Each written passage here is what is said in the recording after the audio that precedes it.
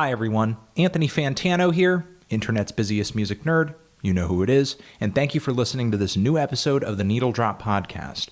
Before we get into the show, we want to remind you that this is a listener-supported podcast, which means it exists because of those who support it, and they do so in a few different ways. One, they get weekly downloads of this show via a monthly subscription on our support page. We will link you to it in the description box. Looks like this, button right there. Also, you can hit up our Amazon Associates link, where basically we get a kickback for all purchases you make on Amazon.com when you use this link. Only works in the US though, unfortunately, but you can use it to basically make purchases you were already planning on making on Amazon, and that helps out this podcast as well. Also, you can stream it on YouTube and share it with a friend.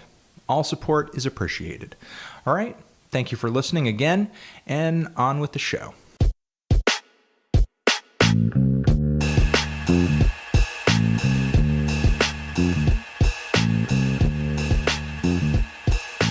There we go. That is nice. Okay. How would you like to be introduced for this interview? I don't know what type of, I guess, persona or whatever you want to kind of keep up for this thing. Well, I mean, whatever reason you felt like you had interest in talking to me, you just say whatever you want. Well, I just thought you'd be an interesting guest considering the whole Condé Nast thing that just occurred, and we can just kind of talk music industry stuff, and sure, which I know you're pretty passionate about and knowledgeable on. And yeah, I mean, I wouldn't want to overstate or oversell the knowledgeable side, because basically what's been happening for the last 10 years is people who are pissed off and aren't happy kind of feed me stuff, and I don't reveal where I get information from, but at the same time it's like, it's not just me, people love to think that like I'm like the most bitter guy and Chris Ott's Pitchfork's harshest critic. It's like, dude, no, I'm not. I haven't even worked there in 10 fucking years, but I'm on my own. I'm not trying to write for a living. There's lots of people trying to write for a living who are literally fucked over by this and by other things that Pitchfork's done, and they can't say anything because they're blackballed. Well, it kind of sounds like, okay, so while you may not be their harshest critic, it would seem that you're their harshest critic, just because the fact that you saying anything about them doesn't really affect your daily life, doesn't affect your personal life, doesn't affect what you're doing for work, and on top of that, I think a lot of people tend to put a little bit more weight on some of what you're saying because of your long-standing history with the website. Well, so yeah, Ryan and Brent DiCrescenzo and a couple other people had been. Brent had his own site. Ryan was just doing his own thing. This is like 96, 97. In 99, that's when I'm out of school and I'm starting to try to find zines to write for, like Jessica Hopper's Chris Ryan, Hit It or Quit It. These are people who've gone on to make media and writing and editing their livelihood. Yeah. And, back then we were all just like, Craig Finn was writing for Hit It or Quit It, back Lifter Puller was like just coming together. And, so yeah, I had the first stretch I did from like 99 to 01. And then I wrote this really harsh review of this completely shitty emo band called Shiner. Uh-huh. And to be fair, they came out with a record after the one I trashed called The Egg. Mm-hmm. It was like orange and white, of course, because it was an emo record. Yeah. Had lots of it kind of sounds like a predecessor to the Twitter egg avatar. It is, if you look on the back of it. They're probably figuring out a way they can get a couple bucks off that, actually. Yeah. But yeah, they were just this like really corny grunge band that, because Jay Robbins produced them, they thought they were going to be, totally slotted right in on indie celebrity, and they were on DeSoto, But yeah, I ripped them on this record, and then the distributor got all bullshit and was like, we're not going to service you anymore. This is fucking bullshit. This is totally like, we're not here for your amusement, blah, blah. You don't get our product anymore. And this is right at the same time that another writer got us in trouble with Merge for printing something from Britt Daniel from Spoon. He said something in an interview, and right before he said it, he said, "This is off the record." Sorry, no, he did not say. I have this totally backwards. Britt Daniel didn't say this is off the record. He reached over and turned off the interviewer's cassette player. That has no journalistic value. It means nothing. He just reached across the table and turned off his tape player and said something and then turned it back on. Well, we reported that. And Merge got totally pissed. And we said, look, your subject, the interviewer, never received a request to go off the record. Mm-hmm. You know, and Merge was like, don't even think about playing that game. You're nothing. You're nobody. So these two things happened. And Ryan was like, well, they're going to blow us up. So, you know, he shit canned me or whatever. But then like after a year and a half, he was like, oh, you know, that was stupid. You know, I like Chris. You're a good writer, blah, blah. And that was when I came back and really did the most of the work from like, I think it was like January or February 2002 until the end of 2000, right before 2005. So, you know, you're talking about like 5 of, God, it's like going 20 years total work. So it's like a quarter of the life of the thing. I've been directly involved in contributing to it. So, and those are some pretty formative years for the website. That's the thing. So you add the fact that I'm there when it's making its name, right before it gets representation from WME, before Mark Geiger comes in, before you get the write up in Time Magazine in 2007. Yeah. I'm there in those early years and I'm scrumming with everybody. And we had arguments all the time, you know, like Brent was he always had this like a total bug up his ass about me because I was a good writer and I knew a shitload about music. And so was he. And so did he. And he was kind of like, he wanted to be number one, you know? So we always had like a kind of a number one in terms of making the website number one. No, he always wanted to be like the super writer. Like he didn't want to be president, you know, chief operating officer or any of that bullshit or editor. He wanted to be, you know, the Lester Bangs, he wanted that rep. Okay. Yeah. And that's why he wrote the way he did. And he was fucking great at it. And I was never that kind of writer. It was a totally different trip, but because I was like very like theory based and political, you know, social with all my stuff, I think that, you know, Brent and I were both going down 2 very different paths, but we were really getting a lot of reaction for different reasons. So as I was saying, I mean, it sounds like these are sort of really formative years for the website where Pitchfork is really trying to not only make a name for itself, but you guys are kind of in the midst of a really interesting sort of social experiment at the same time. Simultaneously, you know, because there's not really a sort of a lot of websites out there like this right now with quite the voice that Pitchfork was trying to sculpt. Am I right? Yeah, we stayed all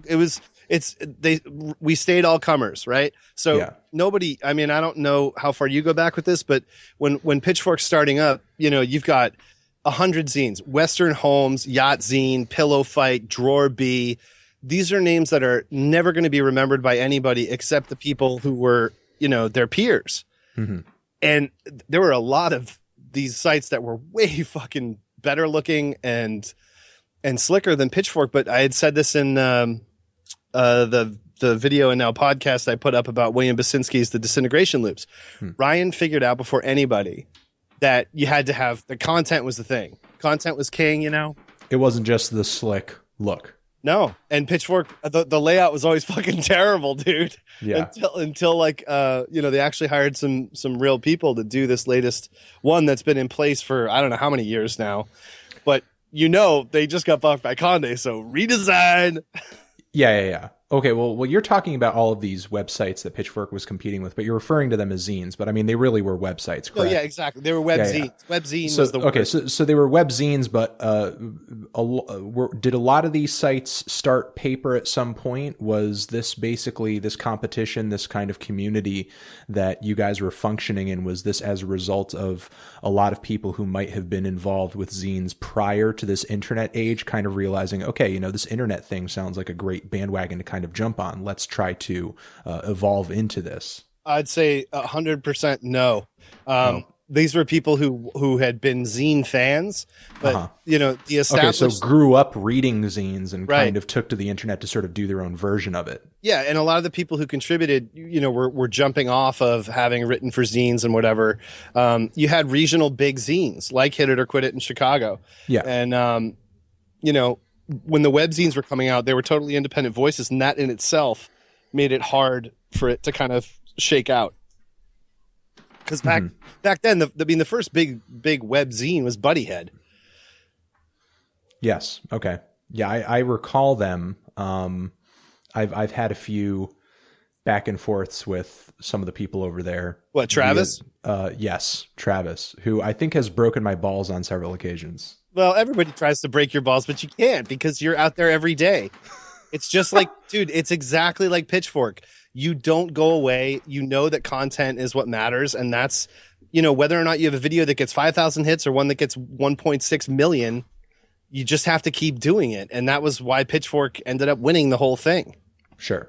So when you say content, are you talking about Pitchfork kind of focusing on the quality of the content, consistency of the content, or just both?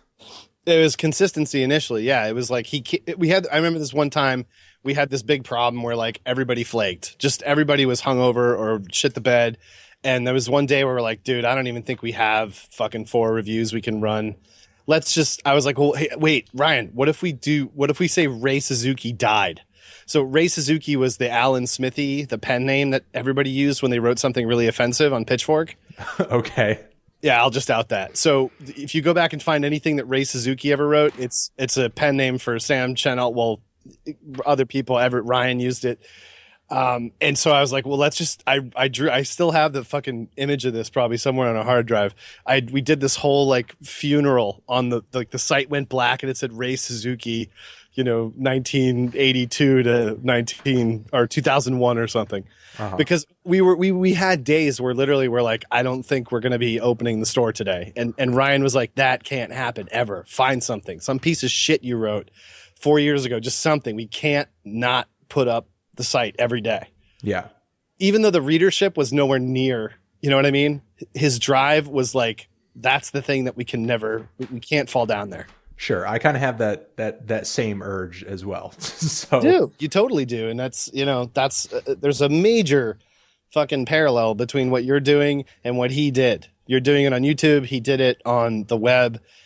There's no exaggeration. There's no myth making or convenience in that analogy. It's a legit analogy. Yeah. Okay, so you're talking about this consistency of just always putting out material. You're talking about these competitors who might have looked slicker than Pitchfork at the time during the late 90s, the early 2000s. Were they taking days off? Were they just not dropping material on some days? And the fact that they weren't interacting with their viewer base, with their reader base, is that eventually what kind of made Pitchfork win out down the road? Yep, absolutely. It was the tortoise and the hare, and it was, you'd like people, you'd like sites, and you'd check them every so often. But what became apparent was that Pitchfork was like the CNN of the scene, and you were never gonna not get something when you went there. And so all these other sites, everybody had day jobs, everybody was going to shows or in bands and doing other shit, and it was like, it's not like you make any money, and it's like there were no web metrics back then. You didn't even know who was reading your shit. There were no web boards really. God, I don't remember web boards being a thing even until like 2002-ish something. So yeah. Well, I remember web boards really coming up just when I had entered college, so that would be around that time, like 2002, 2003, in terms of like, a supremely relevant place for music fans to go to. Yeah. And I mean, if you don't even have web boards, you just have no way of knowing who is reading your stuff. And it is so fucking hard to get up every day and feel like, yeah, I should totally dedicate 6 fucking hours to putting up this stuff and get 2 hours of sleep and go to my fucking bullshit job. Like, but we all did it. I did it for a couple of years and obviously Ryan did it for longer than anybody.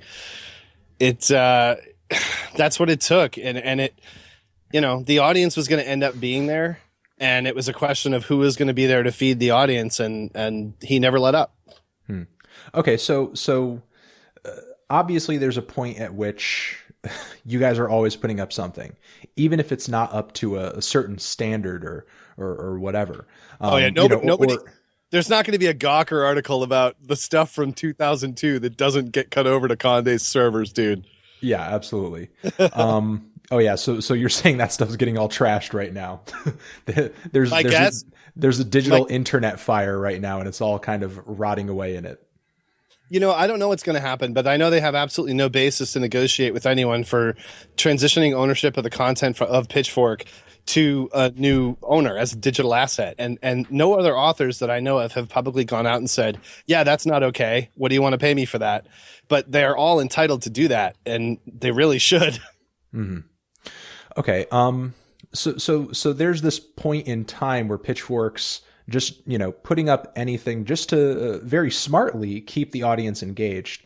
But, you're talking about down the road sort of becoming the CNN to the scene. I imagine over the course of that process, of that development, there had to have been some kind of standards or something implemented, or else, the site never would have made it to that point, correct? No. Well, I mean, it has to be like some kind of standard in terms of consistency, because people are at least like expecting something to be there when they get to the site. Yeah, it was exactly how or when, I guess, is sort of this schedule or this, these standards implemented so that the site is kind of this well-oiled machine that's always doing something. Right. So the transformative moment there, if Pitchfork ends up, if anybody ever writes the book on Pitchfork, the transformational moment was when Pitchfork broke the news that Tom York and PJ Harvey were working on a song together. We had that before anybody else. It was the first time we had a scoop. And I don't even remember how he got it. It was like some friend working at a fucking PR firm legging for Pitchfork saying, you should break it here. It'll look really credible, whatever. But up until that point, there was never a whiff of exclusivity about anything we did. And the news section would get updated like when there was news. Well, you're talking about there's not even a whiff of exclusivity to anything that you did, but simultaneously, this person in PR saw some kind of authenticity in what you were doing, and that couldn't have been the case unless there was an audience who felt that Pitchfork was a very authentic kind of webzine, or at least more authentic than its competitors in some kind of way. Well, yeah, I say PR, but you know what? That might have been somebody who was working at a record label. I don't remember that clearly. I never edited or touched the news site. That was like Kristen Sage Rockerman and Catherine Lewis, and a lot of other people worked on the news site. But for all the people that worked on the news site, we never focused on it until Ryan started saying, like, this is the most important part of the site. We have to keep the news stuff going all the time. And it was brutal because we didn't have relationships, and the big problem along all this point at which Pitchfork's becoming established is nobody trusted the internet yet. So nobody believed that nobody believed any of the numbers. Nobody was advertising on it. You didn't have, any imprimatur as a brand. Yeah. Until, WME, Artist Management, Mark Geiger, these people come in and bless you. And you get people like Questlove dropping your name in an interview. Until you're christened and coronated by existing celebrity. You know what I'm saying? It's a battle to get anything out of anybody. No, I definitely understand that. I mean, not that, sort of Danny Brown, what's up? Yeah, no, I mean, there have been numerous instances, and I don't know if, this is just because I'm kind of in the thick of it and I don't have the same view that other people do of it, especially someone like you who's been in the industry, longer, or at least, has been in it a little bit, kind of back in the day. I almost feel as if that sort of stuff maybe doesn't pull the attention toward me that it could, because everything is just such an onslaught right now on the internet. Yeah. It just kind of seems like endorsements are just the name of the game, and everybody's getting endorsed in every direction all day. No question. And also, you don't run yourself like a fucking, brand. You don't have, I mean, I don't know what you have, and I don't know, if you're signed up with any artist management, but the way that you've been doing stuff doesn't lend itself to strategic, campaigns, whether they're publicity campaigns or it's music release campaigns, whatever it is. The way you work is so nonstop that it's not like there's a package deal to get your brand solidified or whatever. You're just doing it all the time, so they don't have any effectiveness there. Yeah, I mean, I guess the most I guess I kind of think of my brand in those sorts of terms is when I guess an album is coming out that I really feel like I'm anticipating it and I really need to review it, not only for the fact that I'm curious about it as a music fan, but also because reviewing it or not reviewing it is going to impact the relevancy of my website. And it really has. I'm sure. In some way, it does have some kind of impact in terms of whether or not the review is positive or negative, but I know that just not reviewing it isn't an option, Well, this is the Taylor Swift problem that Pitchfork's had. There has been, basically, if Ryan doesn't think something is cool or he thinks it's at a level that's wrong for his audience, this has been the thing that has stayed the longest. The subjective...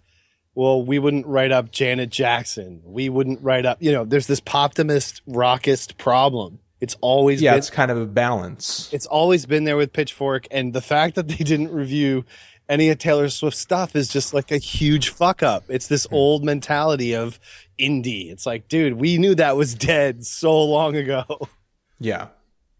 I mean, simultaneously, I have to kind of admit I'm in the same boat. I totally ignored Taylor Swift's last full-length LP. I guess I am planning on reviewing the new Adele record when that drops. But that's fucking crazy. How can you review one and not the other? It's not even, it's not even that I feel justified in not reviewing the Taylor Swift record. It's something that if I could go back in time, I probably would do it at this point. And honestly, the whole raucous sort of thing, I guess, is an ideology that I kind of slipped into when I got into punk rock music in high school. Right. And it's something that I've been slowly kind of growing out of as an adult. And while I still appreciate a lot of underground stuff and a lot of experimental rock, I've sort of come to understand and sort of feel that not only for my well-being as, somebody who owns a business, but also as a music fan, this pop stuff, this chart topping stuff is, you can't argue that it's always just as good or it's always just as entertaining as the underground stuff. The underground stuff can get pretty awful as well, but I guess it's just as deserving of critical assessment as the underground stuff. Yeah, but I don't, the distinction I always make when I talk about this is effort.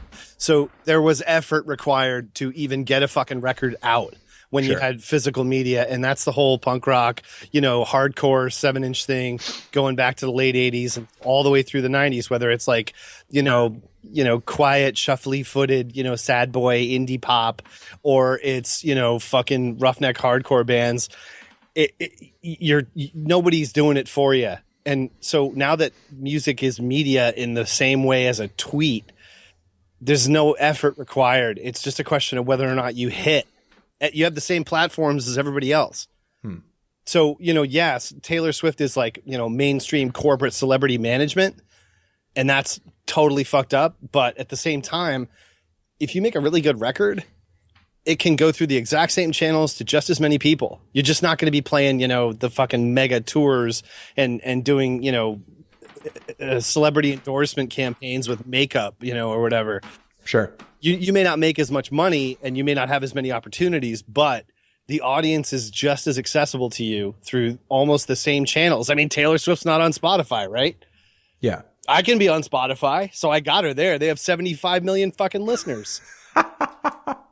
Well, that's true. You can be on Spotify. And like 1,000 of them are ever going to listen to my shit because it just isn't, it's not appealing on that level. But that's what I'm saying. Like the potential to confront the same size audience is there for anybody. Yeah. So the indie thing's dead. It is dead. It's been dead, but now it's like incontestably, totally fucking 9,000 feet under cement gone. Yeah. I kind of feel like that's, unfortunately solidified in so many ways. I mean, I feel like indie in terms of what's indie? Is Bandcamp? That's indie? Well, I mean, here's the thing. I mean, I think indie in terms of, I guess, kind of a lifestyle, or I guess I don't know, I guess you would call a functionality style for a band as we knew it in the 90s. I mean, do you think it's truly dead, or do you think it's sort of simply evolved? You know, I mean, I think the tools have kind of changed, you know? No, I think it's completely dead because you don't have to do anything to get your music heard except promote it. You have the same captive audience as anyone else. When you're putting out a 7-inch and you live in some fucking shithole in Somerville or, you know, real Brooklyn back when, you know, before like anything had happened and it was really actually fucked up and scary. You know, you're going to some show and there's no internet coverage. It was such a pain in the ass. I was in New York during the whole Strokes Interpol period and, you know, Pitchfork's in Chicago. And it's a big fucking problem. And I'm screaming at Ryan, like, dude, we got to start a bureau here. Do you know what a bureau is? Like, we need to get a bureau started. We need to have people on the fucking ground. We need to be promoting shows in New York. This is like 2005 when I'm quitting, when CMJ of that year. And it was a big problem. I was like, you got to have people on the ground here. Yeah. Because it was a music scene worth covering. Well, and also there was this whole like, you know, chafing Second City problem. You might as well have been based in Boston. You know, let's review 12 rods, but not, you know, go get somebody to interview the Strokes face to face. That's really good play. Yeah. And that was the problem. It was just like that Second City indie, you know, go to the show, my friend's band. We didn't know. There was no metrics to understand how nationally big Pitchfork was. It was fucking huge with no evidence. And I was screaming it at people and they were like, dude, you're so full of shit. Like there's a big ILM thread from way back where I'm such a fucking dick, but it's like 2003 and I'm like, dude, Pitchfork's bigger than Spin. Deal with it. And people are like, you're such a fucking psycho. You're so crazy. But it was true. I mean, Spin at that time was going into the whole fucking, you know, Panic at the Disco period where they just bit so hard on makeup, Fall Out Boy emo crap. I don't know. There were so many different things happening at once in terms of the destruction and upheaval that was just, it was so crazy. And there was nothing to point to be like, this is what reality looks like. It was just all anxiety. It was all anxiousness, anxiety, nerves, insecurity, people afraid of losing their jobs. One week you come in and, you know, your cover is the best thing that's come out in the last year on Spin and you're so happy. And then the next issue comes out and it's like, you're fired. Yeah. It was fucking nuts because nobody had anything definitive to point to. Okay, so you've just brought up so much. I'm not asking you to respond to this, but I'm just going to say I can kind of see how starting in a city like Chicago, you know, and doing what you guys were doing would have, you know, sort of solidified, you know, in Pitchfork, you know, the kind of pro underdog kind of mentality that the site has, you know, sort of shopped around for such a long time. And simultaneously, I think that while, you know, you say that at this point, indie is dead. And, you know, while you were kind of working at the site during that period, it was dying. You know, it was definitely on its last breath in a sense. I could definitely see how kind of sticking to those guns, at least a little bit, kind of ended up saving the website from kind of going down that same road that Spin did, you know, endorsing bands like Panic at the Disco in the way that they did. Or, you know, are you saying that, you know, kind of covering those bands would have been okay just as long as the reviews ended up negative or something? No, it would have been a problem. And it was good that Pitchfork stayed away from that whole thing because it was run by big labels and it was a big label, old school music industry push. And it's what killed Buddyhead because Buddyhead was too close to LA. And so, you know, Travis is out there and he's like, oh, dude, I'm fucking with Fred Durst, bro. I'm going to so many fucking clubs, dude. I got his phone number. You guys are all little fucking nobodies. I'm hooked. And then it was like, oh shit, you just burned a bridge you didn't even have, dude. Like nobody in LA was going to fucking fund you. You were such a fucking mess. So, you know, that guy's ego fucked himself so hard. Like, oh, it was really sad because he was brilliant. But the site just became Howard Stern's Whack Pack so fast. it just became a nightmare of like scenester ball washing, and it was just garbage. Tell me if, you think I'm totally wrong in this, but I mean, I guess indie, in a sense, it's dead, but I think it's dead because it kind of lost its independence. I think in some kind of sense it's still there, but I think the issue of sort of assuming it has all the same characteristics that it used to is that, really what's going on is sort of like what you were saying. If you put up a record, it's kind of in that same airspace that, Taylor Swift's new record is. I think the issue with indie is that, really it's just kind of mixed in with everything else now. Everything is mixed the fuck together. And there's really kind of no cultural or social boundaries separating all of it anymore. Well, it's kind of interesting because, maybe my music tastes and my sensibilities, you might find them a little odd because I'm a bit younger than you, but the people who view my videos who are younger than me, and not that I think it's totally weird because I've kind of grown into this sensibility, but as a kid, I wasn't listening to both Death Grips and Lady Gaga, and that's not even something I would have thought to do if, those artists had come out when I was younger. But however, some of these kids hit me up and they show me their last FMs and they listen to everything from fucking Napalm Death to Belle and Sebastian to the new Carly Rae Jepsen record or some shit. Right. So that's syncretism. And the syncretism thing is that's infected kids because there's an addiction in saying, I am totally immune to categorization. I am so comfortable crossing all lines. And that was really what Poptimism was about because of the dominant aesthetic of indie and the hangover from indie and Godspeed You Black Emperor and all this fucking nonsense, like that whole pretentious, period. It was like, what if I just listened to, fucking Paula Abdul? Is that a problem? Sure. But the other thought I have about that is, so yeah, you have the indie kids, when I think of indie kids, I think of kids who are sort of intellectually into music. That to me is what indie is about. And it no longer means finding obscure, sacrosanct, holy records. I got, LAMF and nobody else has it in my town or whatever. I have the Pararubu, I have Dub Housing. Before they released the Data Panic and the Year Zero box set, nobody had ever heard Pararubu for like 10 fucking years. Mm-hmm. Nobody had heard any of those first records. And, I had a buddy who was down in New York and he's at all the, crazy, other music and whatever, and he's getting those records, but they're the only people on the planet who are able to get vinyl of New Picnic Time and Dub Housing and whatever. So that kind of, librarian obsessive thing was part of it. But what I wanted to say in a completely different direction, but it's relevant, is, and it's surprising for me to bring it up, but where is this whole modern problem of the collapse of credibility and authenticity felt more than in rap and hip hop? Because, you're a rave rapper. You're fucking, you're coming out of the gate with this corny fucking synth wash bullshit for the club. And you're basically a drive time fucking bumper cart for, going to a show after and living this fake ass fucking advertised bullshit lifestyle.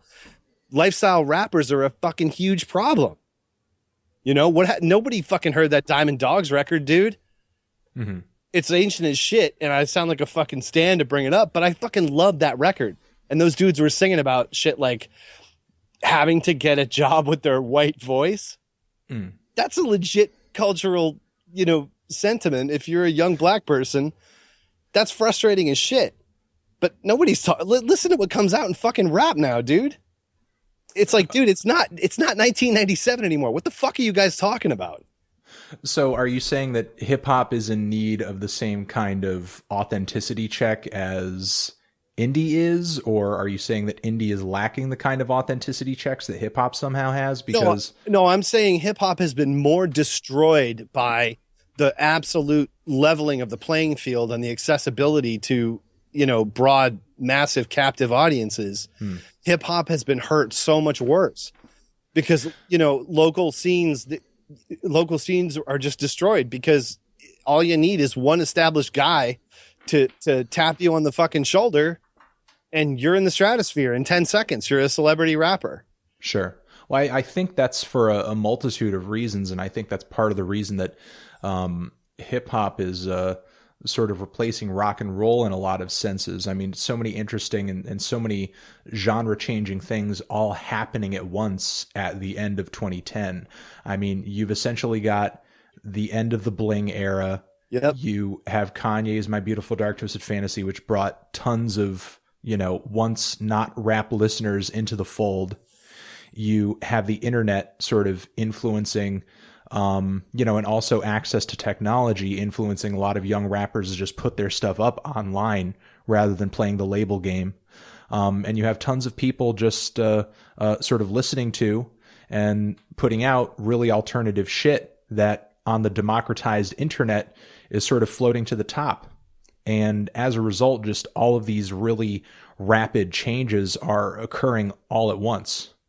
So have you ever checked out Blackhearts, that collective in Denver? No, I haven't. Okay, so there's this guy, Jonas Abram. I've never met this guy. We've only talked through Twitter, but he was in this like fucking really cool, chopped. It's not chopped and screwed. It's way more goth and in touch with femininity in a way. Like, so Blackhearts was around and doing stuff, and Spooky Black, that kid. Yeah, I do. Yeah. Right. So Spooky Black is more like a Moo style, whatever, appreciation for just like suburban, nihilism or something. That kid's whole deal. I fucking loved that first record. I was going crazy for it 2 years ago or whatever. But, these guys are out in Denver, and these guys are lifer hip hop.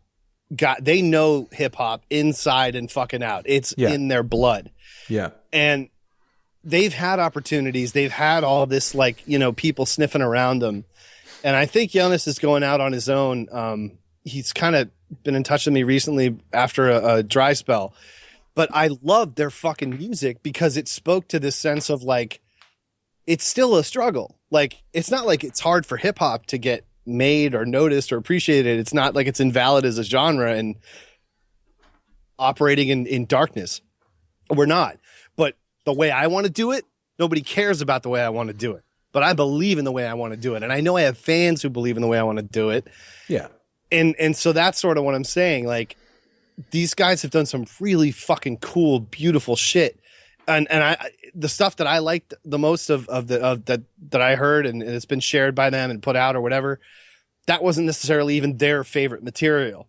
But I responded to it crazy, like rabidly. And I was like, oh my fucking God, this is like, everybody gave Salem so much shit for, basically doing like, audio blackface. You can make that argument. Fine. I don't agree with it. But these guys were in that same kind of whatever you said about Witch House. They were all up front about goth. He wore Bauhaus t-shirts and he's like, yeah, I fucking love all this shit. And hip hop is my life. And when you see interviews with Big Boy where he's like, my crazy uncle gave me Hounds of Love when I was a kid, he rolled up to me on a skateboard and chucked me the tape for Hounds of Love and it changed my life. And Running Up That Hill is like my favorite song. Those are the kinds of people that just like, it's like fucking injecting a drug. I'm so stoked that the lines can be blurred in a community that is so often pressured to conform. Yeah. I mean, throughout, the 90s and the 2000s, there were certainly examples of people kind of, serious oddballs in hip hop, and not even just hip hop, all sort of forms of music culture. But, if the internet has kind of, erased anything, it's sort of been the shadows under which those kinds of gems hide now, that's like a really good point. Well, yeah, the thing is, I mean, I think now that those shadows are gone, I feel almost as if like nobody's kind of allowed to sit in a space and kind of ruminate and get weirder and weirder anymore, so that when you finally stumble upon it, it's like this weird disfigured mutant thing that you didn't even think could exist. So we're talking about the new Wolf Parade record, aren't we? I don't know. I haven't even heard the new Wolf Parade record. They just put out this fucking insane like krautrock fucking 9-minute dirge. thing on SoundCloud, and there's a song called Todd, Todd, with periods. My favorite meme. Going back to 1997, I was fucking spelling things with periods between them. I don't know why. It's a stupid. Everything's an acronym. It's just a stupid fucking thing that nerds gravitate toward. But they've got this new record that's like the exact representation of what you're talking about. It's like what No Age said they did, but didn't actually do. Like, we went off and we're actually on another planet right now and don't give a fuck. And the music proves it. So check it out. But even in the instance of Wolf Parade, you're talking about a band that has, the least, at least some relevance still, and some people looking at them and expecting something from them. And, not to say that, and not to say that they're beyond, giving a fuck. I'm sure that, if you say it's the truth, it could potentially be the truth. But, another thing about, sort of back then is that, simultaneously, while people kind of have this time to ruminate, while they're putting this music out, it's almost as if they're just kind of launching their music into this nothingness where it's getting no response whatsoever. And kind of the real age, pre-internet age, that could be a really scary situation to deal with for a long time, and just continually putting music out there as you grow more and more insane because of a lack of human interaction. Well, look at what happened with fucking Animal Collective. Remember when the main dude put out that like backwards piece of shit record with his girlfriend or whatever? Sure, yeah. Oh my God. I mean, that's the fucking definitive example of how stupid this thing is. Like, you're internet famous, okay, but you're internet famous for doing one thing and doing it the same way. Just like a pop star was in the 80s, They fucking, sure. Michael Jackson's not coming out with a fucking backwards acoustic jam, on mushrooms, and people are going to find a way to fucking sell that to FM radio. It's not going to happen. Yeah, and that's the thing about internet fame. I think it kind of influences people to, and I don't know why. I mean, if you've been observing internet fame for any longer than 2 years, I don't know why it wouldn't dawn on you, but it seems almost as if when people get blasted with this internet fame, that it's almost like there's this sense of invincibility. So it's like they can almost release anything. So instead of getting something that's supremely weird and out there, really what you're getting is something that is sold as supremely weird, but it really just kind of sounds like very aloof and like you didn't try at all. Well, so in when I re-recorded one of my videos as a podcast about Richard Goddard, the guy who was in the Strangeloves, I had a little one-off. There are things in there that are essentially read from the text of the original video, but I went on some tangents too. And one of the little one-offs I had was, with the internet, it's no overhead, no profit. So you can have a 9-to-5 job and come home and dick around on a 4-track and put that shit out on the internet and be famous in some way, and like not have to worry about whether or not it's going to allow you to make a living, because you're already making a living another way. But music fandom is available to you as a moonlighting gig. That's fucking crazy. All music fans are available to you without you having to make a career out of it. So look at Sigur Rós and the stuff that Jonesy and those guys were doing after they had established themselves. They're like, dude, I live in Iceland. I'm all set financially and I'm not worried about getting rich. So I'm not really going to play this game. I'm not worried about, growing my fan base or, any of this bullshit. Or maybe even the knife to an extent. Yeah, no, same deal. Right. And that's actually a perfect, example of the same phenomenon. They'll do that, and it's not because they think obscurity is a good play for them strategically to make more money. It's because it's what they want to do, and you can't take away their audience because they're just always there. Sure. So are you sort of, it seems like, we've almost kind of diverted into two different situations over here. You're saying that, groups like The Knife, like Sigur Rós, for example, they're not necessarily worried about appealing to the widest audience because where they are, they're set. They're not worried about whether or not their next record is going to allow them to eat. But simultaneously, it seems like there's some kind of quality control or certain something that's indescribable there when somebody actually has to worry about how much their next album is going to cost them. Yep. So, you know, which side of the fence is the right one to be on? Or, I mean, I suppose a great record could come out of either situation. It kind of seems like the situation you don't want to be in is when everything costs you nothing. Well, so then I guess you stop caring. Well, my anecdote for this, and it's sort of perfect. I interviewed Panda Bear for Noah for the Village Voice right before I flipped out on the Village Voice for doing things that were so incredibly anti-journalistic and quit. I had talked to him on the phone while he was in the studio doing Merriweather. Sure. And I said to him, this is going to be a big problem for you, because I can tell you right now, and this is like in February of that year, I said, I am telling you right now, I know Ryan Schreiber, Bros is going to be Pitchfork's #1 album of the year. I'm telling you this now. I know it. It's a fact. And it was. And this is literally, 1 month into the year. And he's like, nah, bro, thanks, dude. That's so sweet. You're so nice to say that, dude. And I was just like, oh, shut the fuck up. Turn off your bullshit. Fucking stop saying everything's sweet. I fucking can't stand your shtick, dude. But that's his whole little like shell that protects him. He's fucking got a family and he had a new kid. And we were talking about that because my daughter was like 5 months old at that point when I did this interview with him.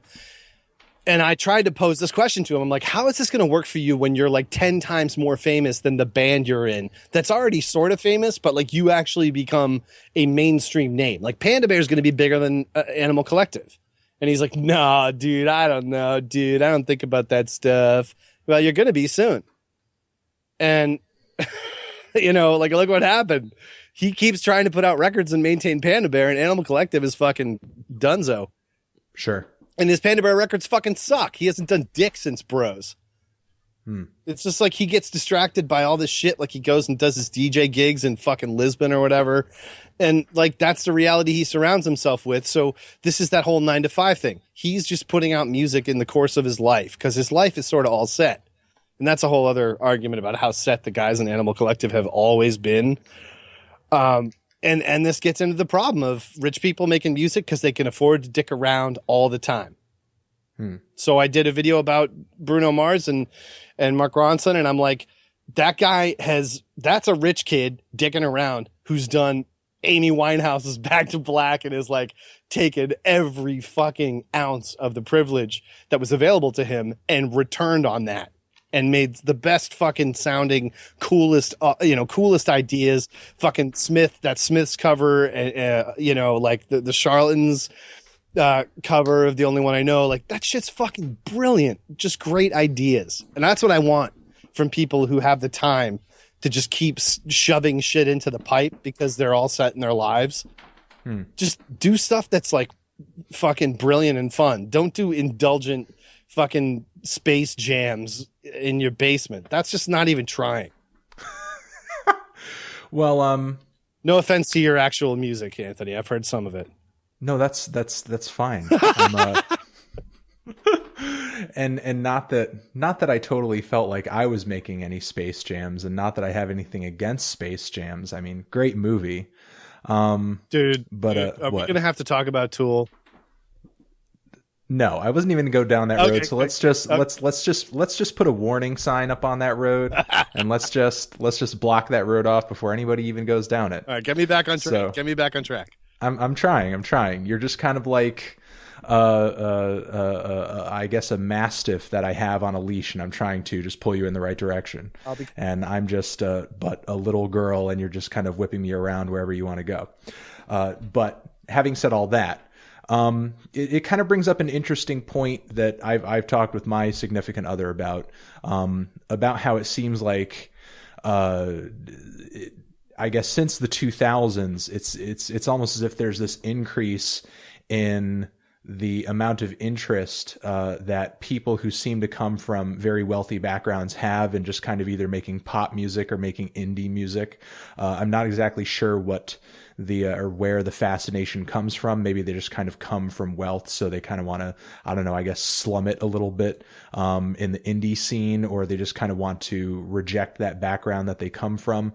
I'm not exactly sure where exactly the desire lies, or where it kind of fruits from. But I think that's Anthony. That's Iggy Pop. That's Michael Gira. That's David Bowie. Sure. These are all well-off kids of wealthy parents who had every advantage in life, and yet they just wanted to thumb their noses at it and just be, spoiled fucking brats. Gira's dad made fucking more money than you can imagine. He was pre-accepted to the same fucking school that the Strokes went to, and he was like, yeah, he just didn't show up. Sure. He wanted to fuck around in Europe and be fucking credible. It's weird, it's weird, the rejection of the privilege that you're afforded. You try to reject it because, dad doesn't get me or whatever. And you got these fucking, huge issues, whether it's Oedipal or Saturnian, whatever classical fucking complex you have. The problem is you can't run from it, and you end up putting out a record with your dad on the cover. Well, I think, okay, so you've definitely illustrated that the point goes further back than my personal experience. Yeah. Because, I can only talk about, where I've kind of come up. But I guess the point I was eventually going to make is that it seems like they're thumbing their noses up to that, as you said, but simultaneously, it still seems like there's a big shame factor because there's not really kind of this discussion of class in the indie world. Because I think if, despite the fact that it puts on this facade that it's so down to earth, it's so blue collar, it's so low budget, it's so DIY, but simultaneously, that sort of class discussion doesn't happen because if it were to happen, some people would have to admit where they come from. Well, it's funny because, look at Dive, right? So I'm not going to call this fucking guy Cole. His name is Zach. Great burp. Thank you. So, Mike Sniper, and Capture Tracks and all this shit, they're selling this whole fucking, washed out chemical burn. That's a bad phrase. I shouldn't have said washed out. They're selling this whole, bad Polaroid, Lana Del Rey, this California daydream little bullshit. These are Lindsay Lohan actually was not wealthy, but these are just massive, massive privileged people that have no responsibilities in life. They have every fucking connection available to them to do whatever they want in media. He's a fucking fashion model, dude. Come on. And yet he wants to market himself as a, quiet little Kurt Cobain. I recorded my album in a church and I reject my, prep school upbringing, and those people didn't understand me and they were mean to me. God, man, what the fuck? Okay, well, what about the kid who can't afford to buy a fucking guitar? Is that kid's voice getting heard? No, it's you because you can afford to do this shit. Sure.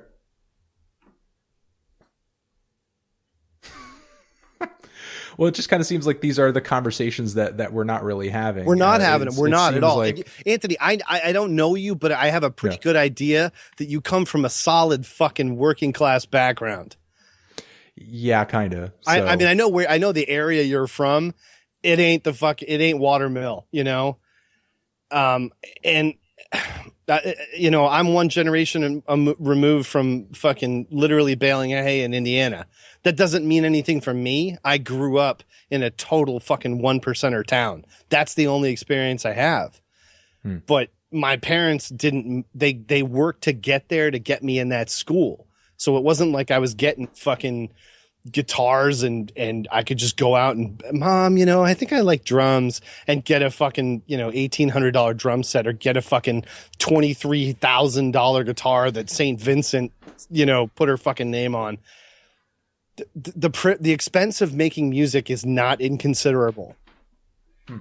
When you start playing shows, it's not cheap. And if you're not famous and you don't have an audience that can guarantee show up and bring in a huge fucking door for you, how are you making the money? You're not making the money through music. You already had it. I don't know, man. I look at something like YouTube and what you're doing, huge equalizer. The same way the internet was for Ryan to come out and take on Rolling Stone. It's the same thing you're doing. It's because YouTube is saying, we're a TV station. Anybody can put on a show. And if your show gets a lot of attention, we'll give you a couple of bucks. it's a great fucking situation in my opinion. The whole content thing of YouTube and the content thing of the internet, knowing, well, we can pay a semi-living, middle-class wage to somebody without much problem off the architecture we built, and remunerate you for, contributing to this farm. All right. While this whole thing has been interesting, I feel like we've gotten a little bit off of, why I originally wanted to have you on here. Okay. We have talked about a lot of cool stuff.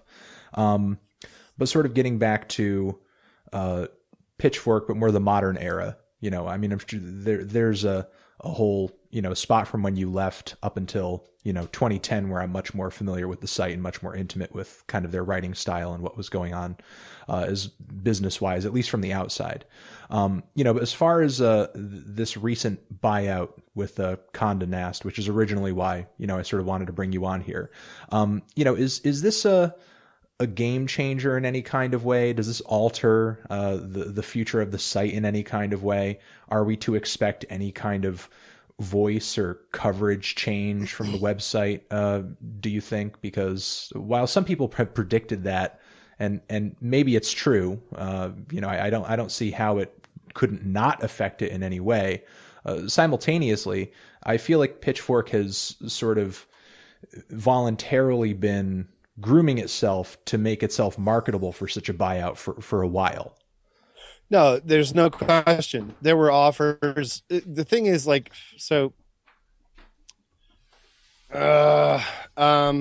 I mean, as you just kind of mentioned right there, and this couldn't have been the first offer that had been thrown on the table. This has to have been one of many up until this point. No, I know. And I'm trying to choose my words because I don't want to get into shit that I've said on Twitter and whatever, because it's not, I don't want to get into accusations and stuff. But what I'd say is that Ryan turned down more venture capital money than you can even fucking believe from people who just wanted to buy his cool.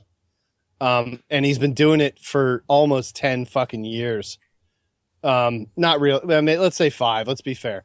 For more than 5 years, pure media-based venture capital firms have been offering Ryan millions of dollars for Pitchfork, tens of millions of dollars, and he's turned them down consistently.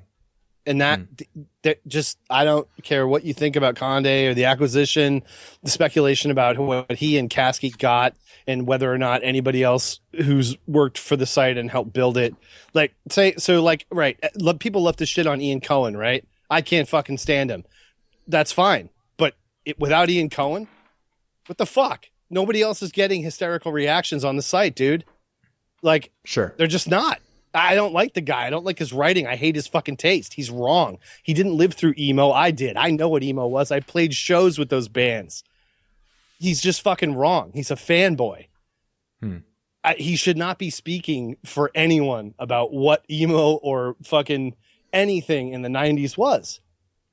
Because not only was he not there, he hasn't done the history, but his writing pisses people off. It's like Drew Magery at Gawker. He's the Drew Magery of Pitchfork. And that's important. They don't have good writers. If you measure a good writer by somebody who gets reaction and keeps attention focused on your site, he's the most important writer they've had for the last 3 years. That's fucking crazy, but it's true. But do you think writing is really what sort of sells the site anymore, at least the writing on the reviews? It never was. It was never about the writing. It was about the reaction.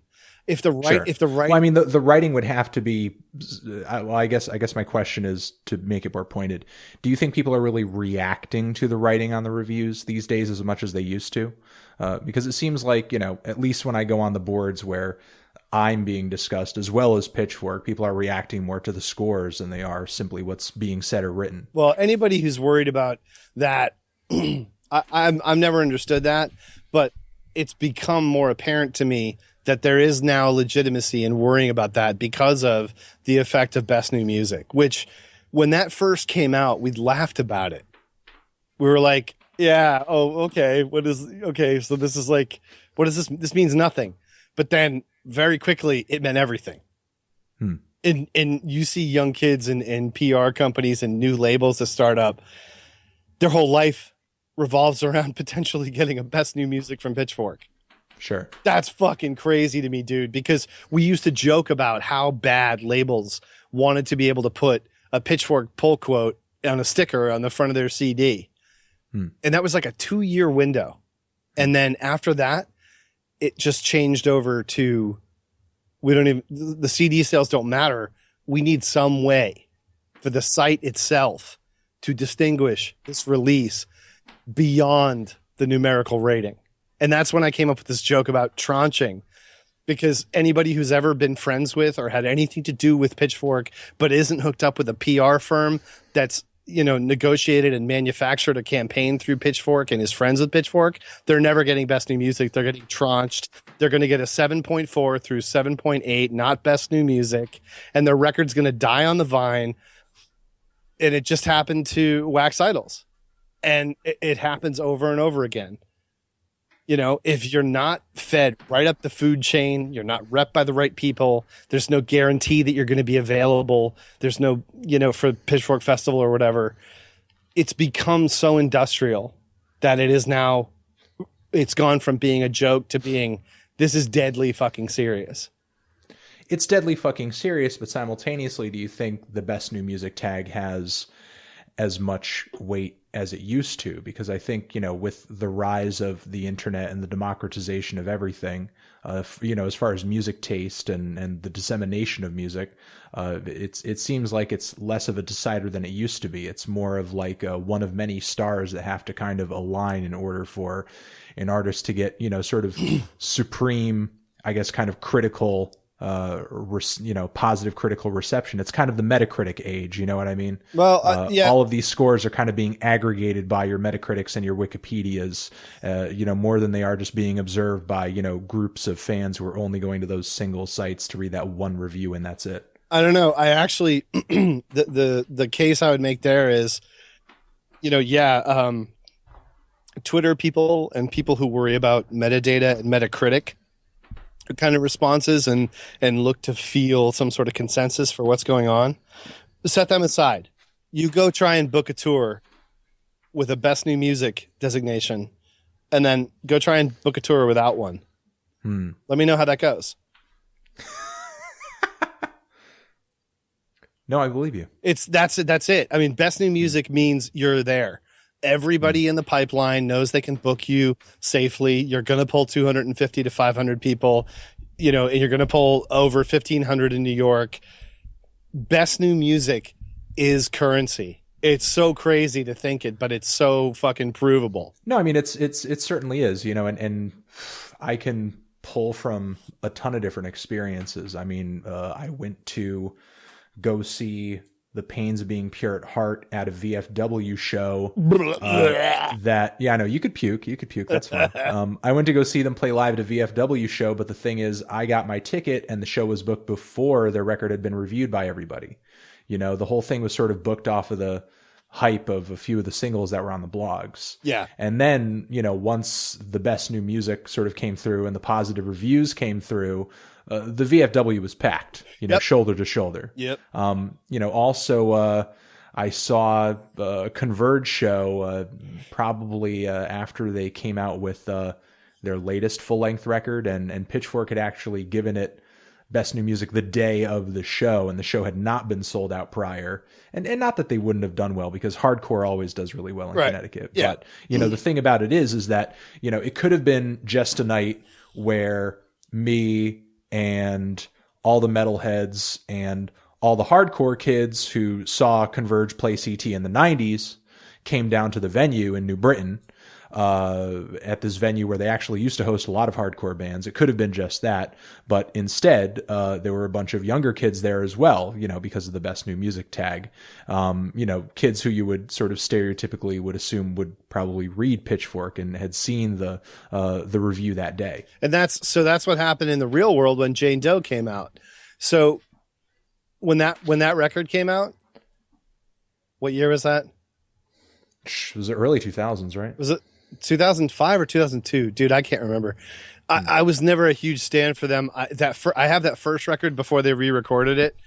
And I still don't think they even came close to how amazing that was in terms of like rolling all legit crazy hard metalcore or hardcore.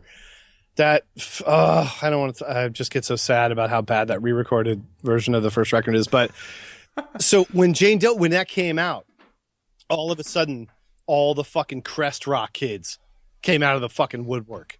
It wasn't. There was no Best New Music back then. It wasn't even Pitchfork's review. It was like that record became Hot Topic, mallcore.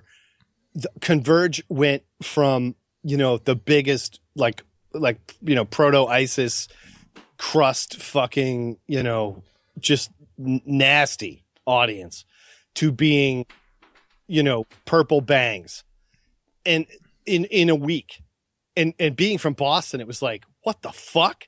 It was nuts, dude. And the whole Hydra Head thing, that whole moment when the first Drowning Man record came out, and like then they went to Rock and Roll Killing Machine in like 10 minutes.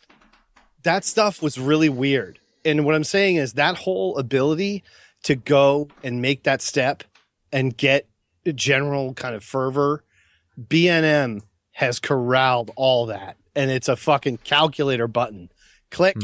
You go from just being a band with fans that people talk about on message boards and Twitter to when you get Best New Music, it's like bagook, and now you're visible in a way that you weren't before. And that's what happened, at your show.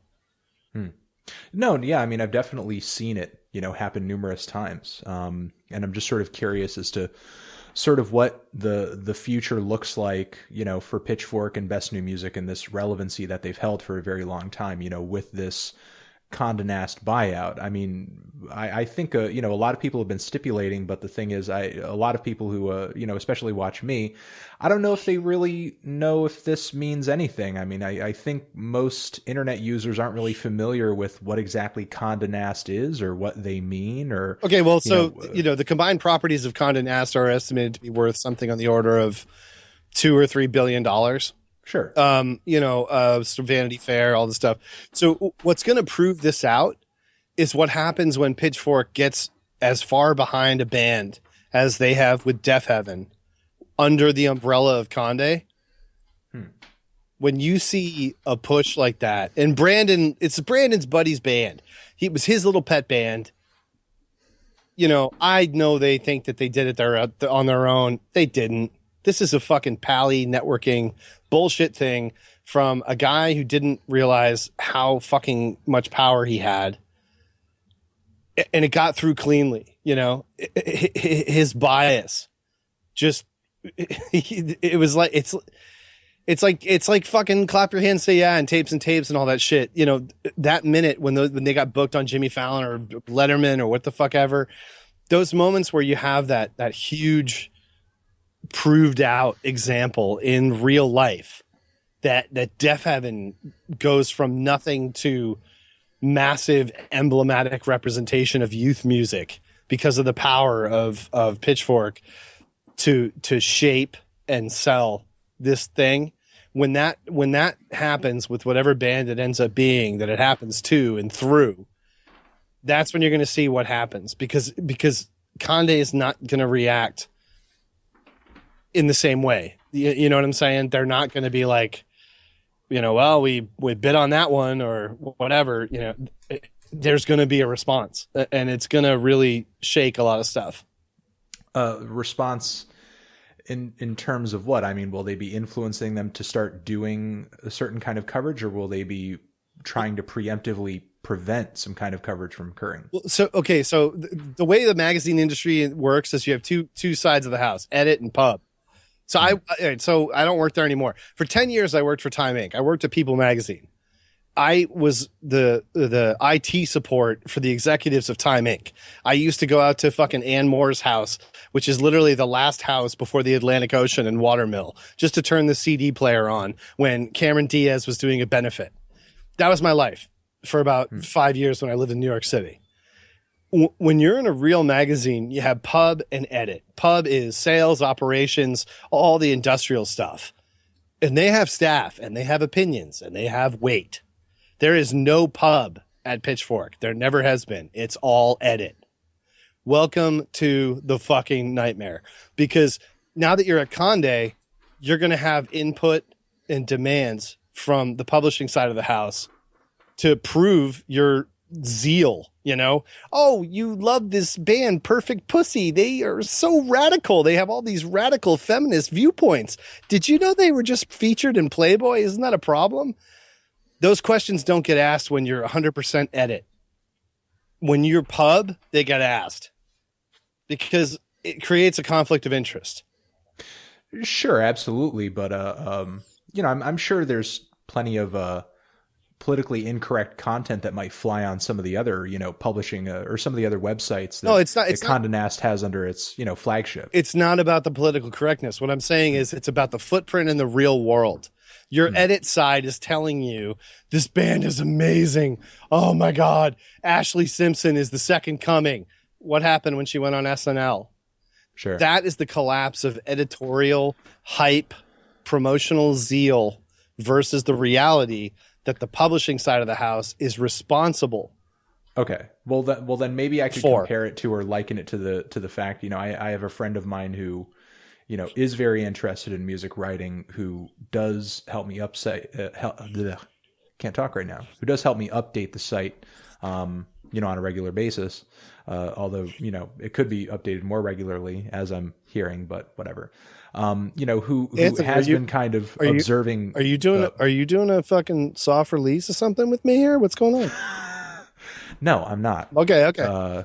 But anyway, he's been kind of very closely observing Pitchfork since the Condé Nast thing. And he says, three, they put up 3 Adele articles today. I'm telling you, dude, they're going to, I don't know what he thinks is going to happen, but he's kind of very hotly, he's very hotly tracking how many Adele articles they drop. He's right. And I got a couple of followers on Twitter who've been screaming about this. And I'm kind of like, well, I can't get that excited because duh.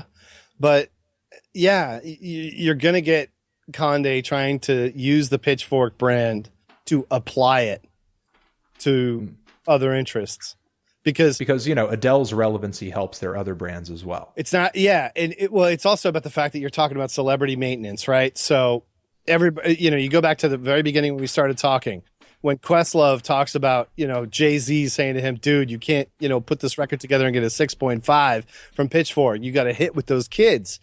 That's what Condé's mentality is. Their mentality is, well, she's famous. You need to talk about that because you're supposed to be, a music website. But Pitchfork's whole, tombstone has always been the essential guide to independent music and beyond. Well, now it's just the essential guide to beyond. It's just they're going to have to start being I made the joke on Twitter. They're idolater. They're not idolater, but they're going to be managed like a Gawker property now. They're going to be pointed in directions. That never would have happened before. It wouldn't have happened before, but it sounds like, going back to one of the earliest points in our conversation, that sort of allowing what's hitting, what's relevant, what's popular to kind of guide what you actually end up covering should have been something that they would have ended up doing anyway, correct? Or well, no, and I said that all along. You had the selfish, positively selfish, subjective direction of Ryan about what was and wasn't Pitchfork's, boundary. Okay, so I mean, if this boundary should be broken down anyway, then what exactly is the danger in Condé Nast kind of guiding them in this way, if they are? Absolutely zero. It's better, and I said that. I've said that in a couple of places. It's better for Pitchfork with the control and the power that it has to influence. Sure. To be controlled by checks and balances. Okay, so you think this is something that's going to be healthy for the website going into the future? Yeah, in the sense that they're not going to be able to fuck up anymore. Sure. They're gonna, so Chuck Klosterman's, piece with Taylor Swift and GQ has been all over this week. That's the kind of stuff you're going to see on Pitchfork. It's not going to be about Taylor Swift, but you're going to see the snowfalls start to be about, current. You're not going to see a snowfall article about Oval's 94 Descant. That article, that's Mark Richardson. That's not just Mark Richardson. That is Pitchfork's swan song for Pitchfork. That feature on 94 Descant, Mark Richardson's favorite record, one of my favorite records. It is the meeting point for me and Mark, to the extent that we worked together for all those years.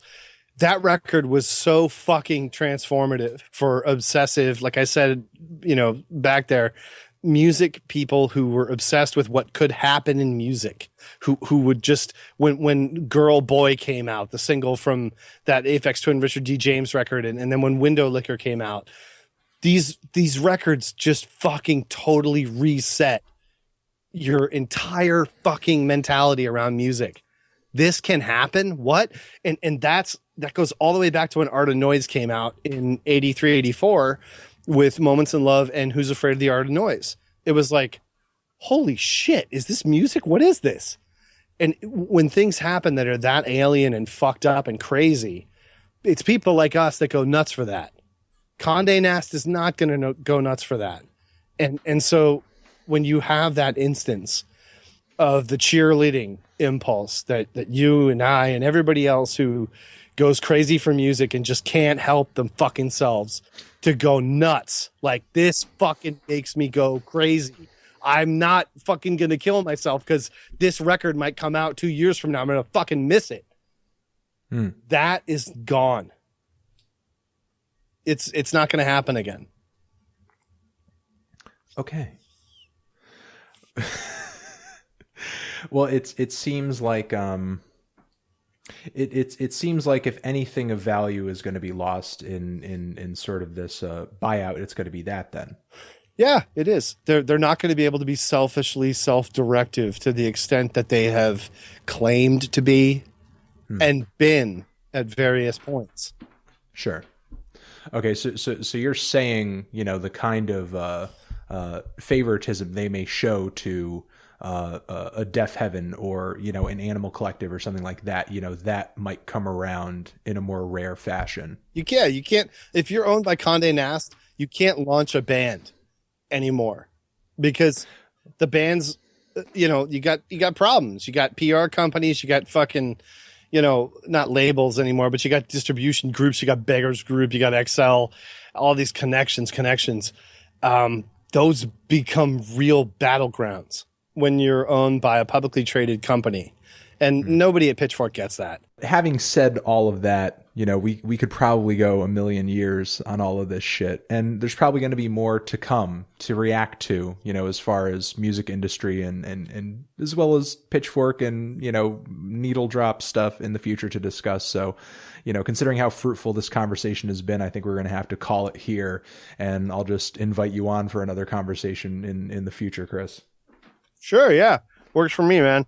I mean, this is fucking, I might as well be on the fucking therapist's couch. This is great. Well, I think I'll have to charge you the next time that you come by then. Well, no, you'd have to publish the YouTube rates, man. Oh, okay. All right. Trade secrets, Anthony. Trade secrets.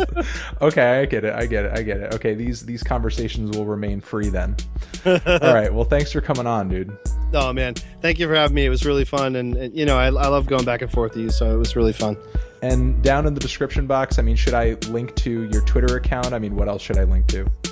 If you want to really link to shallowrewards.com, I'm forwarding the podcast site to there. That'd be nice. Okay, we will do that. And Sweet. Chris Ott, thanks for being a guest on the show. Anthony Brantano, thank you for having me, bro.